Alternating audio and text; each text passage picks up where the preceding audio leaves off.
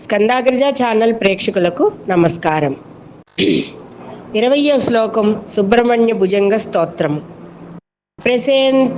ప్రసాదేంద్రియన్నష్ట సంజ్ఞే విచేష్టే కపోద్గారి వక్తే భయోత్కంపి గాత్రే ప్రయాణోన్ముఖే మయ్యనాథే తదానీం ధృతం మే దయాళో భవాగ్రే గుహత్వం.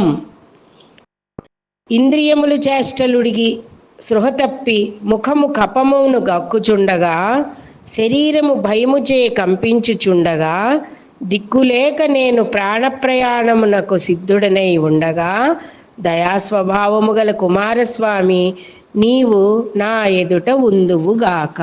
అంటే వృద్ధాప్యం వచ్చినప్పుడు, లేకపోతే అహంభావంలో మునిగిపోయి ఉళ్ళెరక్క పయ్యరక్క కొన్ని నష్టాలు తెచ్చుకుంటూ ఉంటారే, అలాంటి వాళ్ళకండి ఈ శ్లోకం.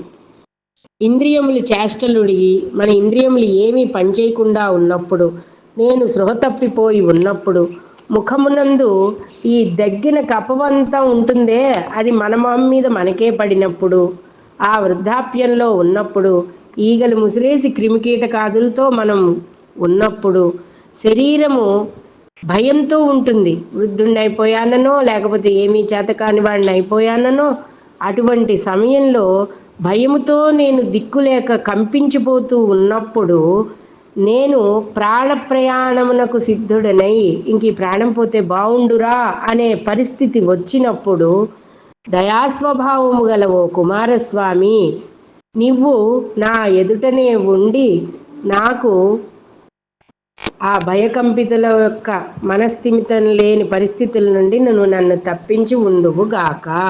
వెంటనే నా ఎదుట నువ్వు ఉండాలి, ప్రత్యక్షం అవ్వాలి. దీనులం మనం. ఈ దీనులు తలుచుకున్నప్పుడు మరి భగవంతుడు ప్రత్యక్షం అవ్వాలి కదా. దీనికై ఈ శ్లోకాన్ని ఏమని చెప్పుకోవాలంటే, మనం ఇందులోనే ఉంది.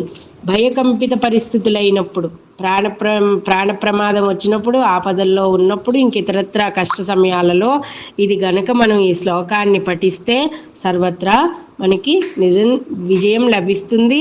ఈ భయకంపితమైన ధోరణి తగ్గిపోతుంది. రేపటి భాగంలో 21వ శ్లోకం తెలుసుకుందాం. అంతవరకు స్వస్తి.